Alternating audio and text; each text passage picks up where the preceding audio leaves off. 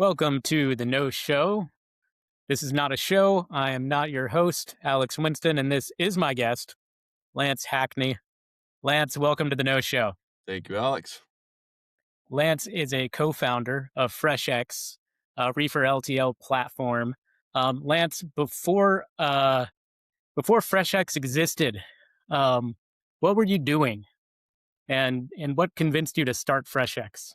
Yeah, looking for purpose. I'm from California, and so I got a job in the tech industry in the SF Bay Area. I was bouncing around to different companies, and I got loosely familiar with the supply chain at one of the companies I worked with, where we were ordering hardware and shipping it around the country. And during COVID, I started a little e-commerce company where I was shipping into Amazon and shipping through Shopify. And during that time, that's when the whole supply chain fell apart. I was very influenced. I'm one of those people who's very influenced by Ryan Peterson, the Flexport founder, taking the helicopter over the Long Beach port and tweeting about it and showing this is so crazy how everything's broken and there was no toilet paper on the shelves. And I was one of those people who just fell in love with that and was like, this is so cool. This hidden network that is clearly very fragile and very interesting and has a lot of problems in it. And so when I went to graduate school, when I went to Chicago, I met my co-founder Clay there, and we were both very about it, even though we were high on enthusiasm and low on knowledge and wisdom about it, and we jumped in with both feet, and that's how it came to be. So Okay, so you and Clay, you're at Chicago booth, you're studying, getting MBAs, I guess, right? that's right. That's right. Yeah, and probably most of your classmates are. I used to be in private equity, so I know most of your classmates are probably going into investment banking or financial services or consulting or something like that. Mhm. Really, in really big companies, really well Yes. established companies, right? What made you guys say, "Hey, let's do a startup. Let's not take $150,000+ salary out of school"? It was really that was honestly tough. You're absolutely right. Almost all of our fellow students were going into consulting, going into banking. There was a good cohort who was looking to do startups. It seemed like a crazy thing. I think I'll speak for Clay for a second. He came from private equity and finance, so he kind of knew what he was leaving and was like, "This is what I want to do." I had kind of done the cushy tech jobs at great companies and great, but it was like, if I fall off the face of the earth, does anything change? Does anything matter? So we had some of that background.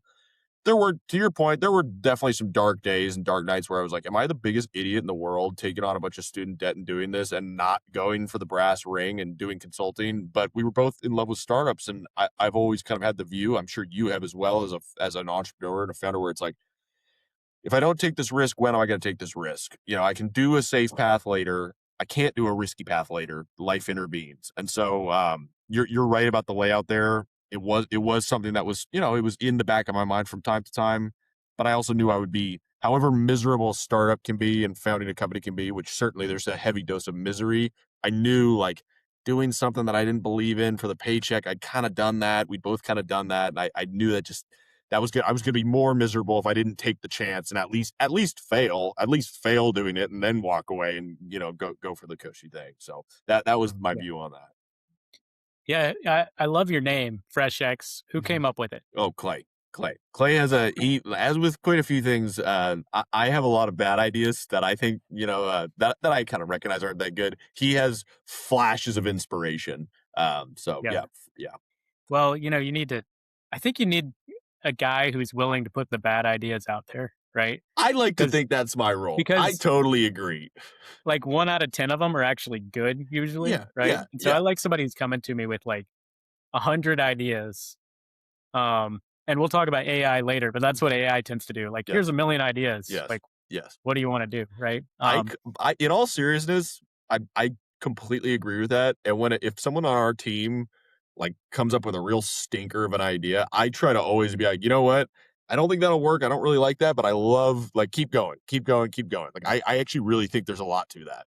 Yeah, yeah, give positive feedback even on a poor idea because you want Yes, more of them, that's right? right. That's right. Um, for those who don't know, what big problem does FreshX solve? And who are they solving it for? Yep, absolutely. In very brief, there's a mode of transportation called temperature controlled LTL. It's frozen, chilled, and ambient LTL. Basically, if you're shipping less than a truckload, you're shipping a handful of anywhere from 1 to, call it, 12 pallets. You don't want the whole truck. You only want to reserve part of that truck. You don't want to pay the full truck price. When it's temperature controlled, it's hard to find the carriers who do the trucking companies that do that. It's a very illiquid market. It's not clear who does it, what they charge, who goes where. And so FreshX is a marketplace. We've gone out and partnered with almost all of the providers out there who offer that service, got their pricing, got their coverage into our system. We make money selling access to it so folks can come and see, for my 3 pallets on this lane, who can do it? What's the price? Can I get in contact with them quickly and have them move the freight? So that's what we do. Yeah. Yeah. And reefer LTL, you say temperature controlled LTL. Most people are just saying reefer LTL, right? And Right. I remember when I first got into freight, I remember hearing brokers say, reefer LTL doesn't exist. It's Right. it's fairy dust, right? Yes. It's Yes. not a real thing. Yes. Because I think the reason they say that, it's been traditionally for brokers, their experience is it's so unreliable Mhm. and such a headache and Mhm. so hard to do that like it might as well not exist. So why do you think reefer LTL is so much harder than dry LTL? It's the perishability, and you. I know you deal with this exact same problem with divisions within your companies. It's you have to move so fast. With dry LTL, you really can, and obviously there's a lot of big, great dry LTL carriers. They can stack freight at a warehouse, and they can, they generally don't have the clock working against them every single instant. And there's so much more of it. They have the scale. They have the economies of scale where they can have more trucks, more delivery points. Reefer LTL doesn't work that way. There's just less of it. There is less temperature controlled freight than dry in the world and in the United States. And you have the perishability. So you need to move that freight needs to move regardless of whether the truck is full or not.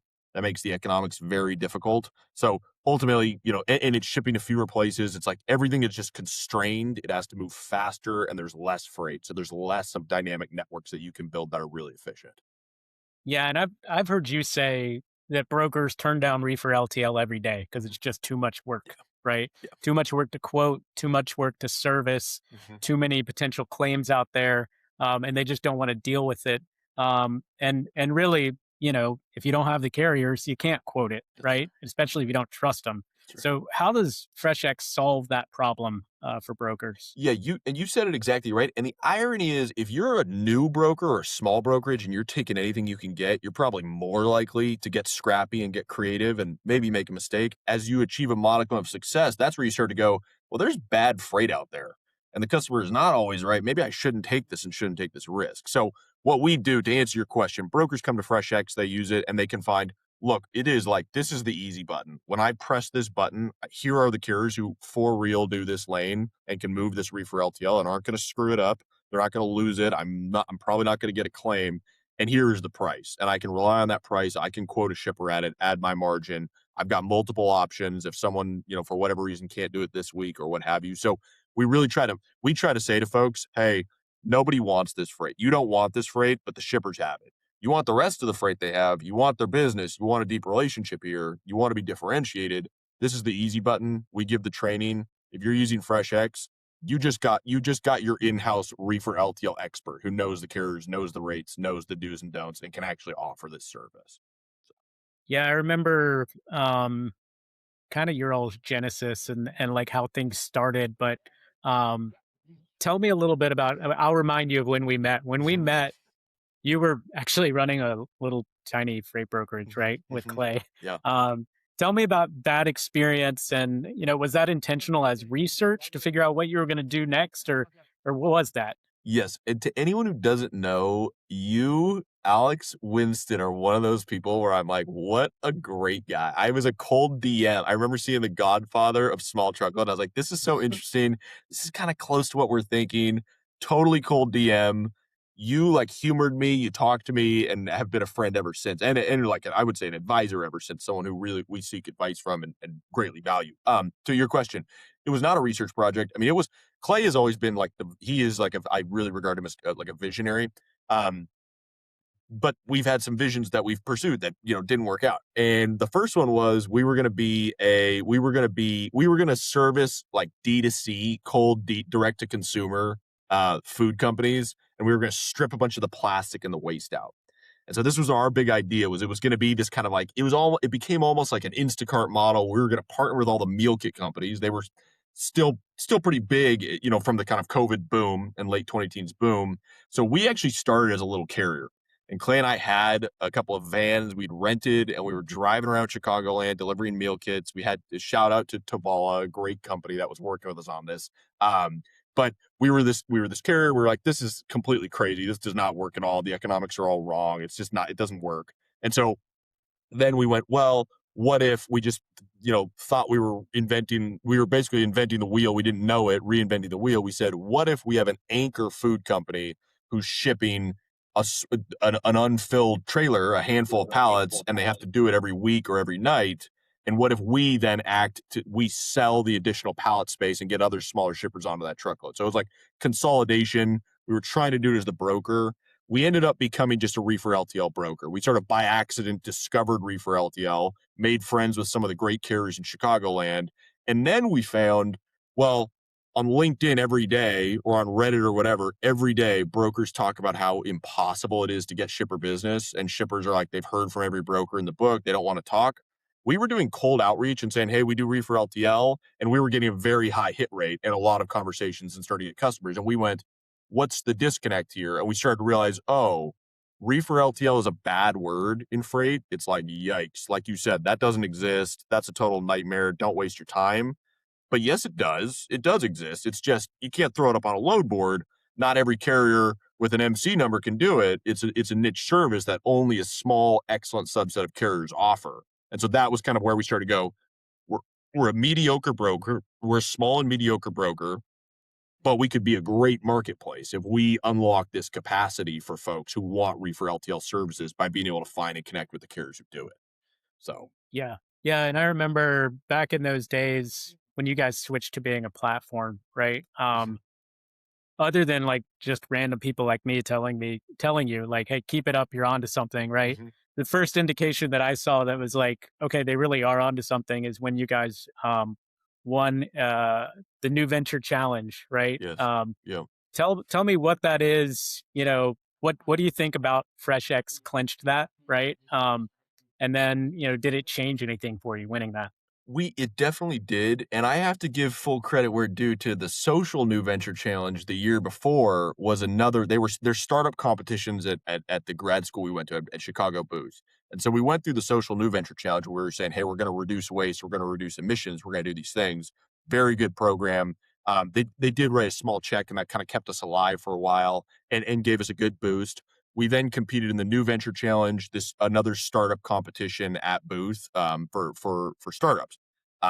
What clinched it was we were like battle tested. At that point, we'd had a year and a half of like honestly bad ideas and like just banging our head against the wall and like failures and missteps to find this thing of the Reefer LTL marketplace.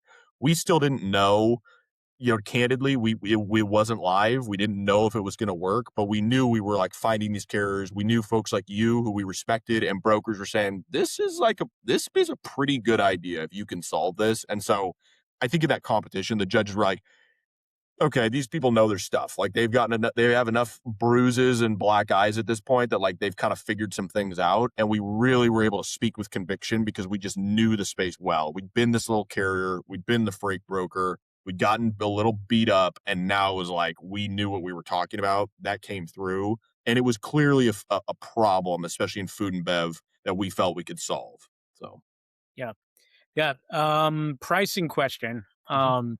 Like what kind of variations in price do you see like for a given lane when you look at like your cheapest carrier and your most expensive carrier that's on your Yes. platform? Is there a big gap there? I mean, do people charge pretty different rates or what do you see? We do, we do. And it's not universal. There's lanes where you can kind of see, yeah, there's a market trend here, but we generally see really high variation. It may be as wide as I'm throwing out numbers here, but it could be $350 up to $2,000. The reason for that is quite interesting. These carriers have their kind of rigid set routes they do, and you might have a really good route for a carrier where they can get really competitive because they've got a truck going there anyway. They've got empty pallet positions they want to sell. You may have another carrier who says, I'll do it, but I need a really high minimum here because it's not a common one for me. I'm pricing this at 8 pallets or 10 pallet minimum instead. And so you see these wide swings, which is kind of interesting, that kind of market, and it makes a lot of sense. Uh, Yeah. And I think that's the nice thing about having it aggregated like you guys have it is like you don't have to like try to figure out, well, is this carrier actually good in this lane, right? And or are they going out of their way and it's going to cost me more than I should pay? Yes, The platform kind of does that for you, so you don't yes, have to go do all the research yourself, which is really nice. that's right. Um, what's one thing that you think the freight industry gets wrong about the cold chain? That's a good question. That's a good question. I think that there is a lack of understanding around the difference in the facilities that you're hitting. I think that's one thing. I think the value of having a grasp of the nuance of the facilities and how they're different. If you're picking up from, and more importantly, if you're delivering to a cold warehouse or a cold receiver, everything is different and everything changes. I think having a grasp of that kind of network is important and understanding what that means for your detention, what that means for your lumper, what that means for transit time. I think that I don't really blame folks for this, but there is definitely a tendency, maybe an inescapable tendency to take truckload and dry LTL and stamp it on top of your expectations and your understanding of the temperature controlled space. So I think that's certainly the case that people do. Again, it's a little hard to blame them. We're human. Everyone's in a hurry. But I think that's an aspect of it.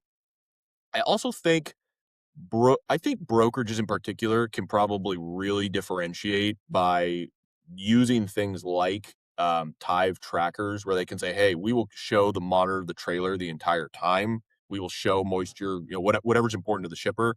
I think that's kind of a missed opportunity. Some folks do that and tout that as essentially a benefit of using them that shippers really care about. And I think that's a little unexplored. So I think understanding the landscape and figuring out where you can lean into this and say, "Hey, I'm going to give additional visibility here. That's going to be meaningfully valuable to you. It's not just okay, another job. Let me treat this like any other kind of bit of freight that I'll do a good job on, and we'll go from there." Yeah, and follow up on that problem you mentioned with facilities. I know you guys are doing something to kind of help address that Mhm. for your users now, and even I think you released or maybe have released a new a new product for that. Can you go into that just a little bit? How you're trying to solve that problem? Yeah, there's everything with rejection. Everyone's had freight rejected when you have freight turned away at the receiver. Could be that the pallets are tipped over, could be this, could be that, could be any number of things, missed an appointment window, etc. The big thing with freight with temperature controlled freight with food and bev is the big dogs, the big food distributors who take in a lot of this freight, they are very stringent, and they have every reason to say, "Oh, this has to have an expiration of 4 weeks, and you're 1 day below it, we're turning this freight away." And there's this real pain point where what do you do? What do you do when that happens? And so what we've helped with and it's DockIQ, you're very kind to mention it. It's basically Airbnb for cold warehouses. Like, what do you do when your freight is rejected at the dock? The driver's got to keep moving. That truck can't hang out there for 3 days while you figure out where to drop it off. What do you do? And that's one of those problems that you don't think about and you don't know about until it happens. And then you're scrambling to find a warehouse. So that's an example of that kind of knowing the landscape where it's like, what do I do with this rejected freight? I got to get it somewhere cold where it can be redelivered and figure out what to do with it. I think that's an area where brokers can also really differentiate themselves to shippers to show, like, I know what I'm doing. There was a hiccup here. We handled it. We're moving on. Yeah.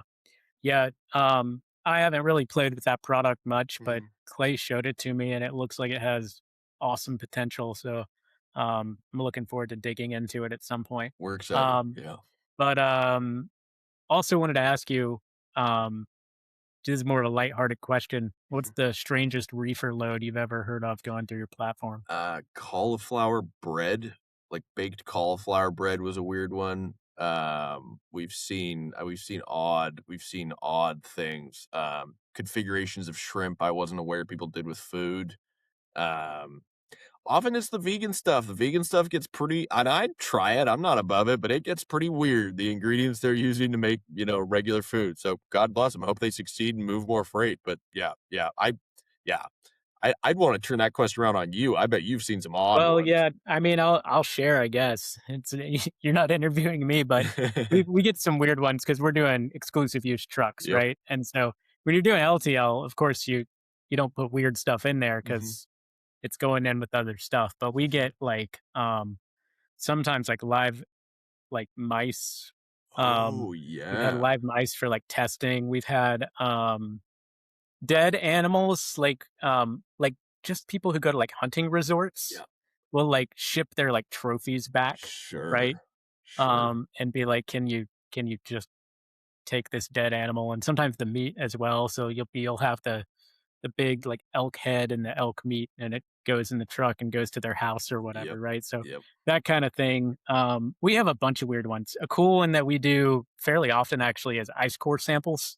Like you know Oh. how they do the carbon dating of Mhm. the Mhm. atmosphere and figure out, I don't know, it's above my head, right? But we'll move those for universities That's around. super cool. Um, Yeah, so they drill down and pull the ice out. And you just remind me, we have gotten some questions about carcasses, like hanging carcasses. And I said, that can you get in a pallet and take that up with the carrier? I don't know what to tell you. I should have I said don't you gotta use Reefer Van Network. I don't know about your Can carcasses. you can you imagine you're getting a reefer LTL shipment and it's like, I don't know, some kind of food or whatever, and there's just a hanging carcass at your dock I should and have then asked what's the animal. I didn't ask. I don't maybe I don't want to know, but yeah. all right. Your company sends me periodic newsletters, okay? Mhm, Um, I don't know who drafts them, maybe you, maybe Clay, mhm, but you're a pretty open book. You know, here's our ARR. Here's how many loads we're booking each mhm, month. mhm. I'm half expecting to see, here's my mother's maiden name and the Yep. street I grew up on, right? So SSN. like, Yeah. was there a conversation between you guys that like, we're just going to share all this stuff. Like we're going to be an open book or did somebody just do it and you rolled with it? So, first of all, Clay writes those, and I give very little. I give a little bit of input, but and those we've gotten a lot of good feedback on those. You know, our view, it was really drummed into us early on. I guess this is a startup thing, although I think it's relevant for anyone with outside stakeholders like most companies have. It was heavily drummed into us that failure, if you fail as a startup, that happens. There's no shame in that if you do your best. If you fail and you don't let people know what's going on along the way, they can't help you. They will naturally wonder what the heck happened. What did you do with our money? It is best to communicate and to over communicate. And so we have taken that principle. We've definitely applied that. It's very much worked in our favor. Um, Folks like you are included in that because we hold you very close and we consider you pretty core to what we're doing. So I think that's good advice for startups. I think that's generally good advice for anyone, especially with investors. Of they want to know what's going on. They know you're in the real world and bad things happen and setbacks happen.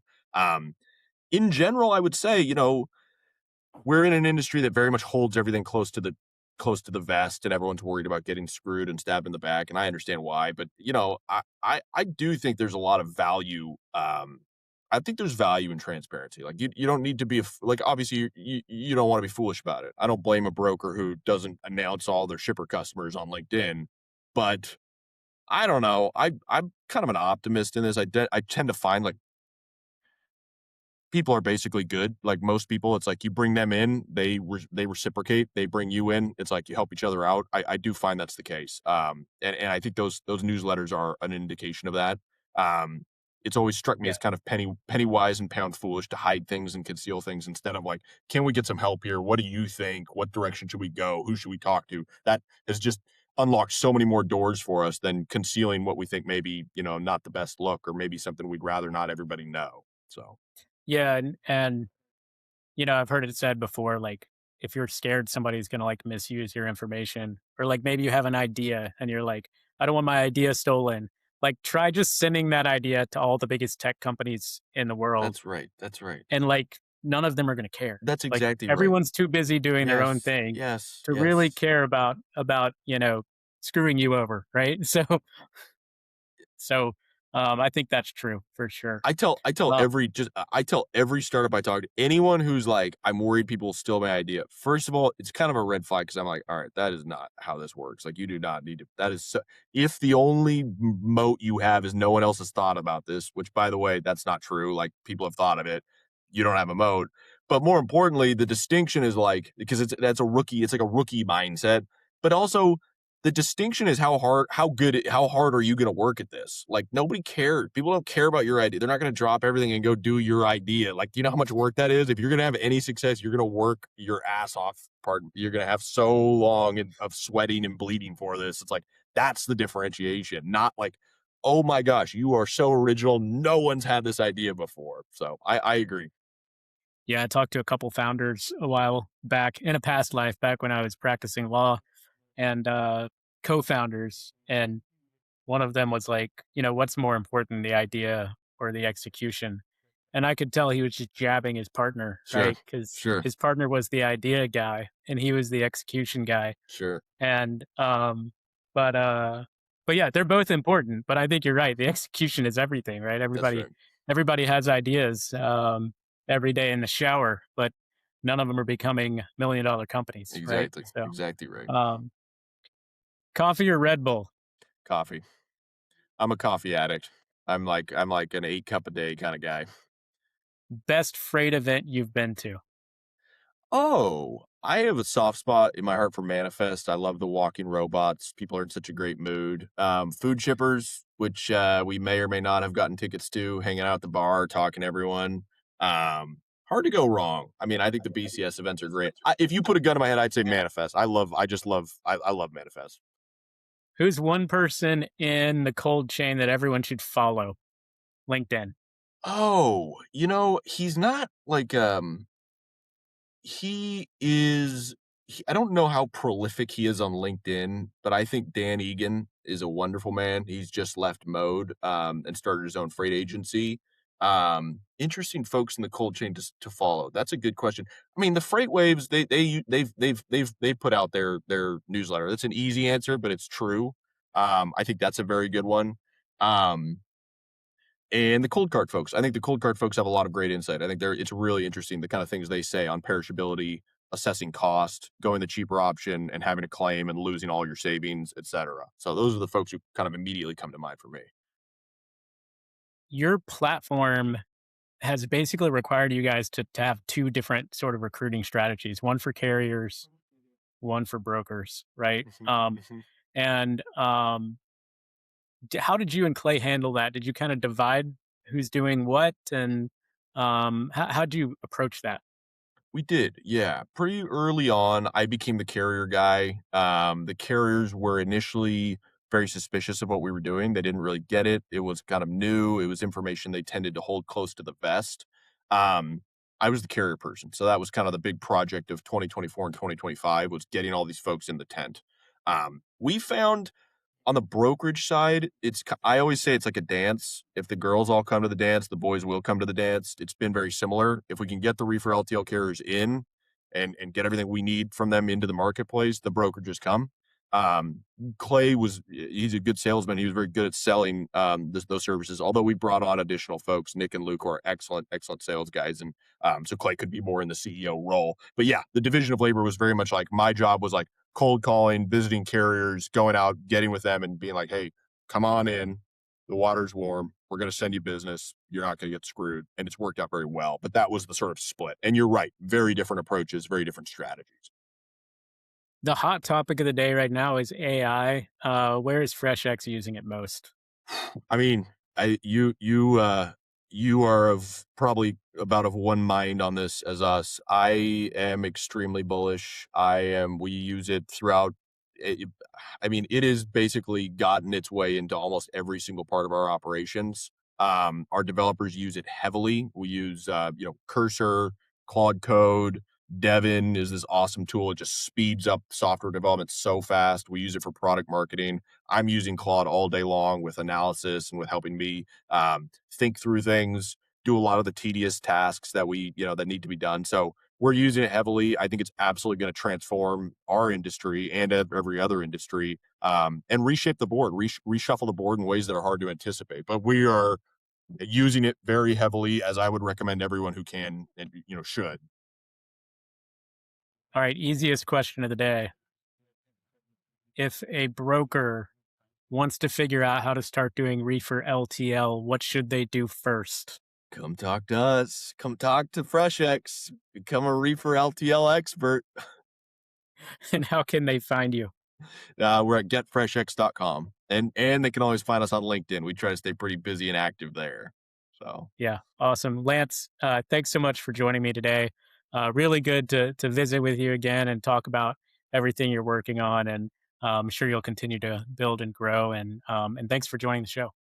Absolute pleasure. Thank you, Alex.